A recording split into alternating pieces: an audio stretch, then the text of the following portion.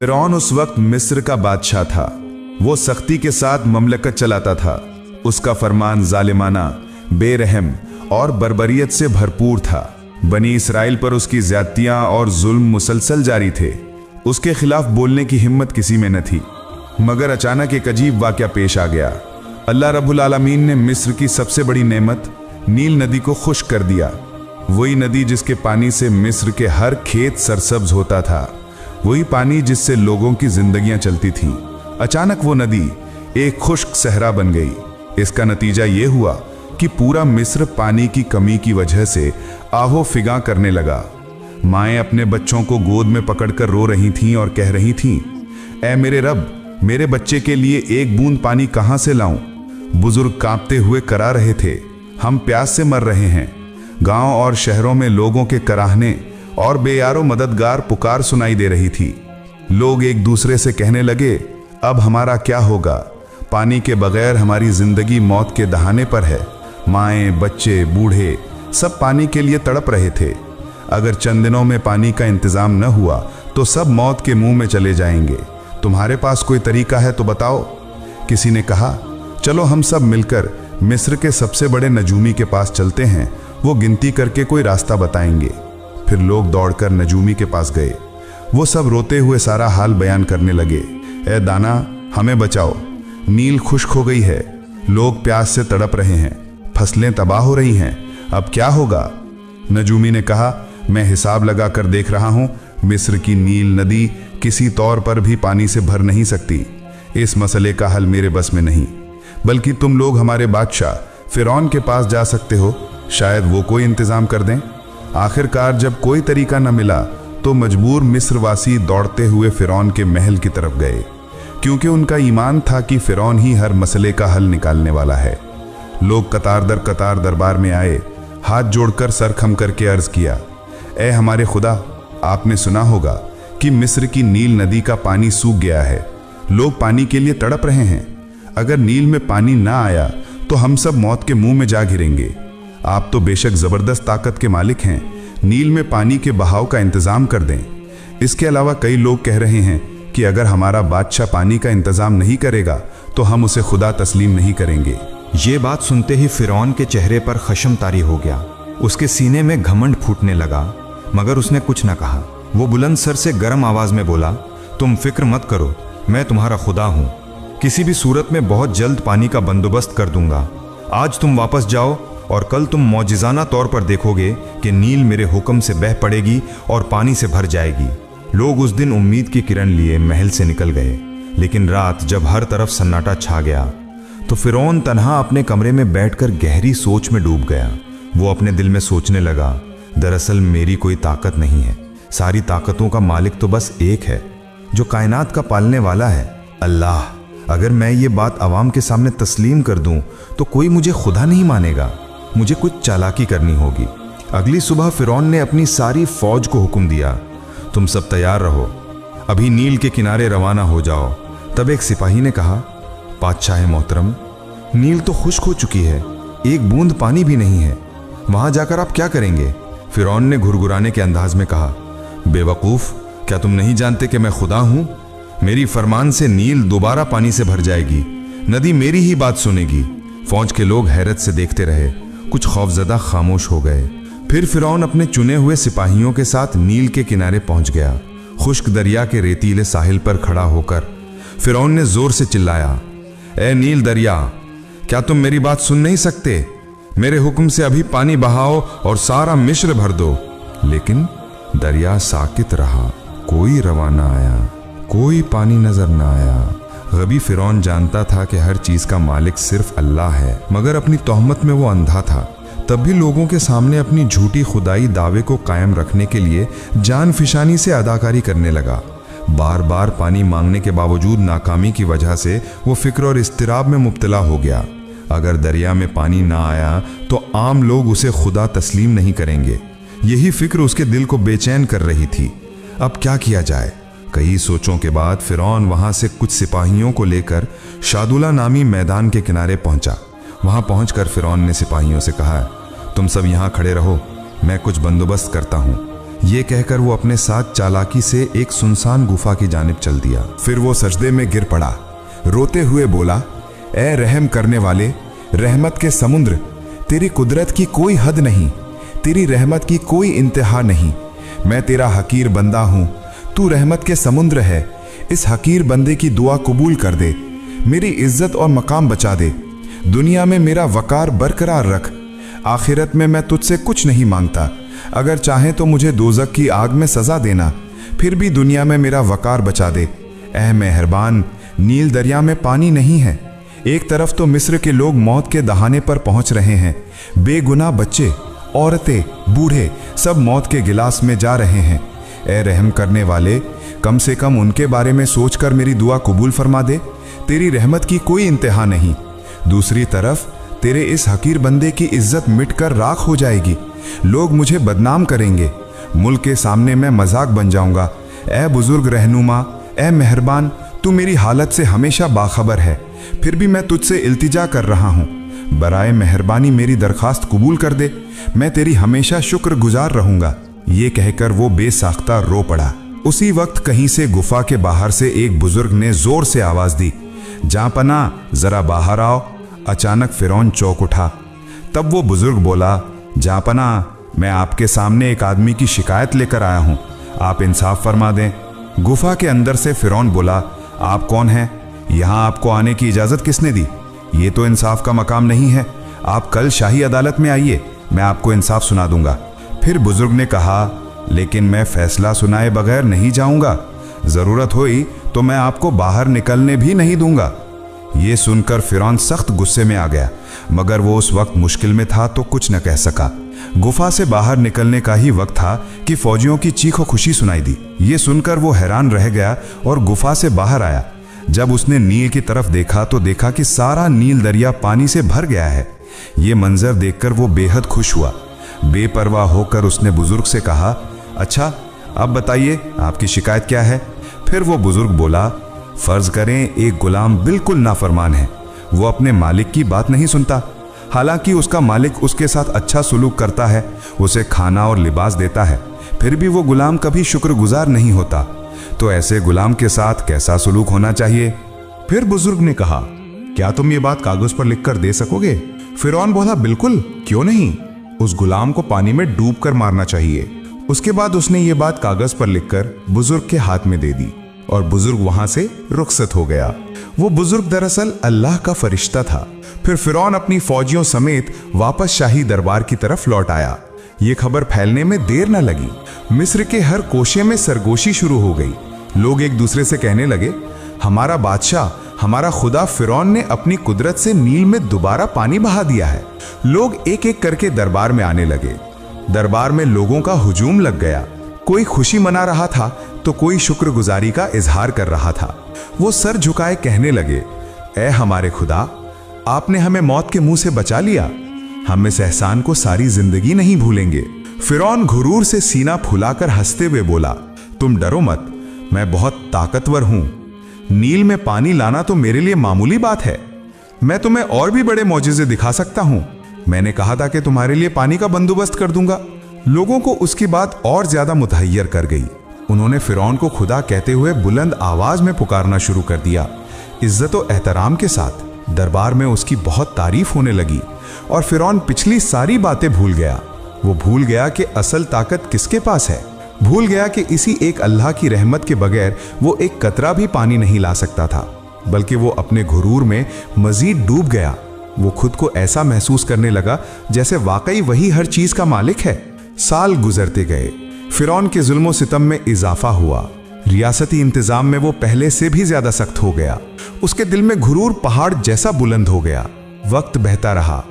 1 साल, नहीं 2 साल, नहीं 3 साल, मिस्र के आसमान पर एक कतरा भी बारिश न हुई। जमीन टूट फूट हो गई, फसलें खराब हो गईं, मवेशी मर गए और लोग दिन ब दिन दर्द और कर्ब में मुब्तला होते गए। मिस्र में मुसलसल 3 साल बारिश ना होने की वजह से कहत आ गया। आखिरकार एक दिन बेशुमार लोग फिरौन के दरबार में हाजिर हुए और सबने कहा, आप तो हमारे खुदा हैं, आप कोई इंतजाम कीजिए। मुल्क में इतना कहत पड़ गया है कि लोग भूखे मर रहे हैं। इस पर फिरौन ने गुस्से से घुराना शुरू किया और बोला, यह कहत मेरी वजह से नहीं है, इसका सबका जिम्मेदार वो मूसा है। उसकी साजिशों और बदकारियों हैं जिनकी वजह से मिस्र इस हाल में पहुंचा है। ये सब मूसा की वजह से है। तुम लोग जाओ, देखो वो अपने खुदा से कहें तुम्हारे लिए क्या कर सकता है। फिर सब लोग फिरौन के कहने पर हजरत मूसा अलैहिस्सलाम के पास हाजिर हुए और बोले, ए मूसा, अगर तुम अपने खुदा से कहकर हमें इस सख्त कहत की मार से बचा सकते हो तो हम मान लेंगे कि तुम अल्लाह के सच्चे नबी हो और हम तुम्हारे खुदा पर ईमान लाएंगे। उस वक्त हजरत मूसा अलैहिस्सलाम अकेले कमरे में चले गए और अल्लाह रब्बुल आलमीन के हुजूर दुआ की, ए अल्लाह, तू तो सारे जहानों का परवरदिगार है, तू रहमत का समंदर है। ए अल्लाह, इन भूखे लोगों पर रहम फरमा, इन्हें इस खौफनाक कहत से नजात दे, अपनी रहमत की बारिश नाजिल फरमा। अल्लाह रब्बुल आलमीन ने अपने नबी की दुआ कबूल कर ली। अचानक आसमान पर काले बादल छा गए, बिजली कड़की और फिर जोरदार बारिश बरसने लगी। मिस्र की सूखी जमीन तर हो गई, खेत खलिहान फिर से हरे भरे हो गए। उसके बाद हजरत मूसा अलैहिस्सलाम उन लोगों के पास जाकर बोले, ऐ मेरे प्यारे भाइयों, अब तुम ईमान लाओ, एक अल्लाह के सिवा कोई माबूद नहीं, वही हमारा रब है। ये सुनते ही वे लोग कहकहा लगाकर हंस पड़े और बोले, ऐ मूसा, हम तुम्हारी बात नहीं सुनेंगे, क्योंकि हमारे परवरदिगार फिरौन और हमारे देवी देवताओं की किरम से ही मुल्क में बारिश हुई है और फिर से खेतियां लहलहा उठी हैं। उन्होंने हजरत मूसा अलैहिस्सलाम की बात ना मानी। फिर हजरत मूसा अलैहिस्सलाम वापस घर आ गए, लेकिन तब भी फिरौन का घमंड कम ना हुआ। वो लोगों के सामने खड़ा होकर ऐलान करने लगा, देख रहे हो, मेरी वजह से आसमान से बारिश नाजिल हुई। अगर मैं खुदा ना होता तो क्या इस तरह कहत दूर होता। हजरत मूसा अलैहिस्सलाम की दुआ से अल्लाह की रहमत उतरी, मगर धोखेबाज जालिम फिरौन अपनी झूठी खुदाई दावे को कायम रखने की कोशिश करता रहा। कुछ दिन बाद मिस्र पर फिर एक के बाद एक आफत नाजिल हुई। अल्लाह का गजब फिरौन और उसकी कौम पर उतर आया। सबसे पहले जबरदस्त सैलाब आया, नील दरिया उबल पड़ा और सब कुछ बहा ले गया। लोग चिल्ला उठे, हम कहां पनाह लें। घर, खेत, मवेशी सब कुछ सैलाब की लहरों में बह गया। लेकिन फिरौन, वो अपने शाही तख्त पर बैठा घमंड से हंसता हुआ कहने लगा, ये तो मुख्तसर तबई वाकया है, इसका मेरी खुदाई से कोई ताल्लुक नहीं। कुछ दिन बाद और भी सख्त अजाब आया। मिस्र के हर खेत में टिड्डी दल का सियाह तूफान उतर आया। लाखों करोड़ों टिड्डियां पलक झपक में गेहूं, जौ, धान सब कुछ चट कर गईं। उसके बाद एक नई मुसीबत आई, जुएं। लोगों के जिस्म, कपड़े, घर सब जगह जुओं से भर गए। लोग खुजलाते खुजलाते पागल होने लगे। बच्चों की चीखें, बूढ़ों की फरियाद हर तरफ सुनाई देने लगी। लेकिन अल्लाह का गजब यही न रुका। अचानक मिस्र की नहरों, तालाबों और दरियाओं से बेशुमार जहरीले मेंढक निकल आए। रास्ते, घर, खाने के बर्तन, पानी के बर्तन, हर जगह मेंढक ही मेंढक छा गए। मगर फिरौन अपनी सल्तनत के उरूज पर शाही तख्त पर बैठा घमंड में फट रहा था। चारों तरफ सिपाही, खादिम, गुलाम। ऐसी खौफनाक हालत में एक दिन फिरौन का एक सिपाही दौड़ता हुआ आया और बोला, हुजूर, एक अजीब वाकया हो गया है। न जाने कहां से हजारों जहरीले मेंढक निकल आए हैं। लोग बेहाल हो गए हैं, कोई अब सुकून से जी नहीं सकता।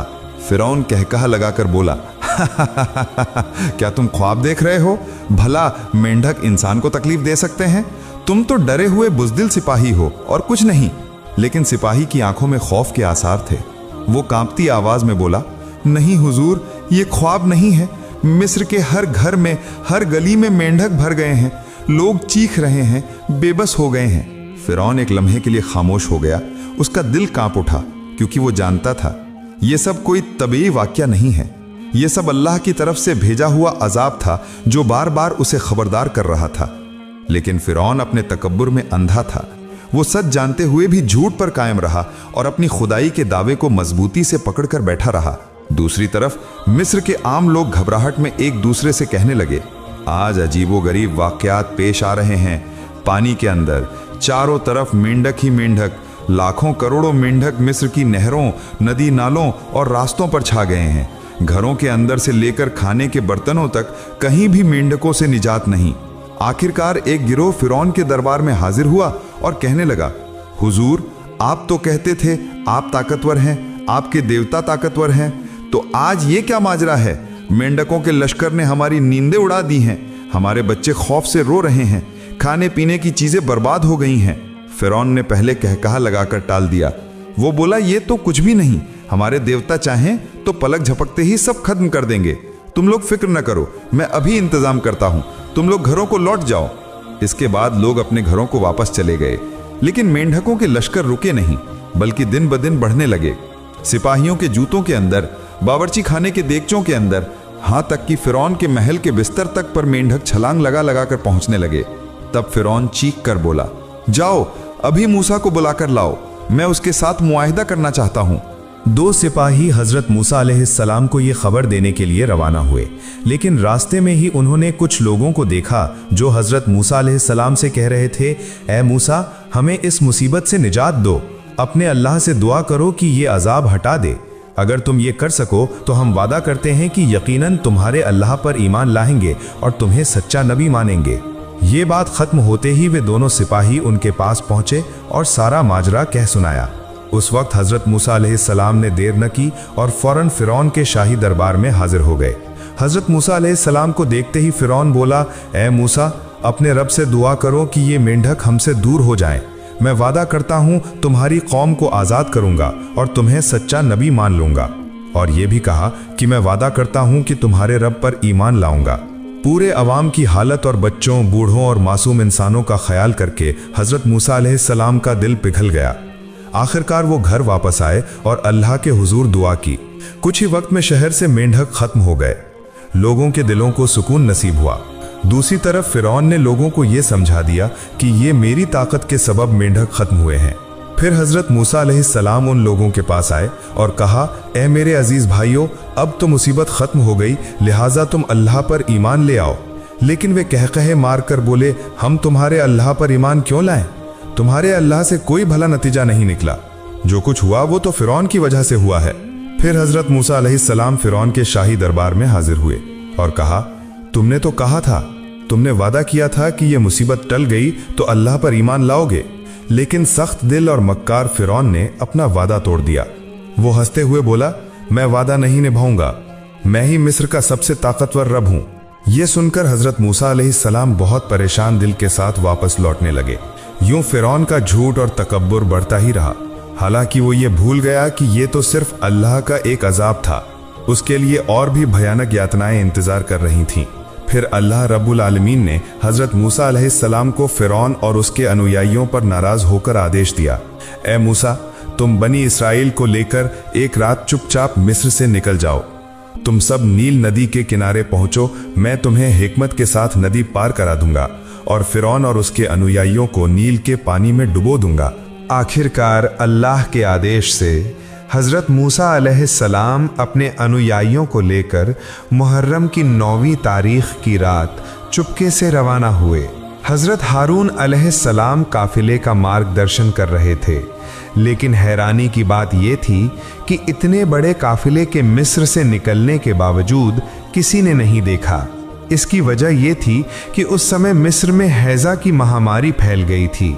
जब हजरत मूसा अलैहिस्सलाम और हजरत हारून अलैहिस्सलाम अपने साथियों के साथ नील की तरफ रवाना हो रहे थे, ठीक उसी समय एक सिपाही ने उन्हें देख लिया। उसने तुरंत फिरौन के पास जाकर कहा, हुजूर, मूसा अपने अनुयायियों को लेकर देश से भाग रहा है। यह खबर सुनते ही फिरौन गुस्से में चीख पड़ा और बोला, तुरंत सेना को तैयार करो, मैं हर एक बनी इसराइली को इबरत का निशाना बना दूंगा। इस आदेश के मुताबिक 20 लाख घुड़सवार सेना के साथ फिरौन नील की तरफ रवाना हुआ। आगे आगे फिरौन और पीछे लश्कर। इधर हजरत मूसा अलैहिस्सलाम अपने अनुयायियों के साथ नील नदी के किनारे खड़े थे। ठीक उसी समय हजरत जिब्राइल अलैहिस्सलाम तशरीफ लाए और कहा, अल्लाह का नाम लेकर अपनी लाठी दरिया पर मारो। हजरत मूसा अलैहिस्सलाम ने लाठी मारते ही दरिया के बीच में एक चौड़ा रास्ता बन गया। इस तरह हजरत मूसा अलैहिस्सलाम और उनके साथी 12 काफिलों की शक्ल में आराम से गुजर गए। वे पीछे मुड़कर देखने लगे कि फिरौन का लश्कर दरिया के किनारे पहुंच गया है। ये नज़ारा देखकर बनी इसराइल घबरा गए और सोचने लगे, अगर फिरौन का लश्कर हमें पकड़ ले तो हमारे बचने का कोई रास्ता नहीं। इधर फिरौन जब नील नदी के किनारे पहुंचा और दरिया के बीच में सूखा रास्ता देखा तो ये करिश्मा देखकर हैरान रह गया। उसने सोचा, ये मूसा का कोई जादू तो नहीं, अगर हम इस रास्ते से गुजरें तो कहीं कोई आफत ना आ जाए, लेकिन अगर अभी ना निकलें तो वे सब हमारी पहुंच से बाहर हो जाएंगे, फिर पकड़ना मुमकिन ना होगा। फिरौन सोच में डूबा हुआ था कि अचानक हजरत जिब्राइल अलैहिस्सलाम एक सिपाही का रूप धारण कर घोड़े समेत उस रास्ते पर दरिया पार कर गए। ये देखकर फिरौन के दिल में हौसला पैदा हुआ। वो भी घोड़े पर सवार होकर रास्ते में उतर पड़ा। उसके पीछे पूरा लश्कर चल पड़ा। मगर जैसे ही वे सब दरिया के बीच में पहुंचे, ऊपर से पहाड़ों की तरह ऊंची लहरें समंदर की तूफानी गरज की तरह गरजती हुई आईं और रास्ते को निगल गईं।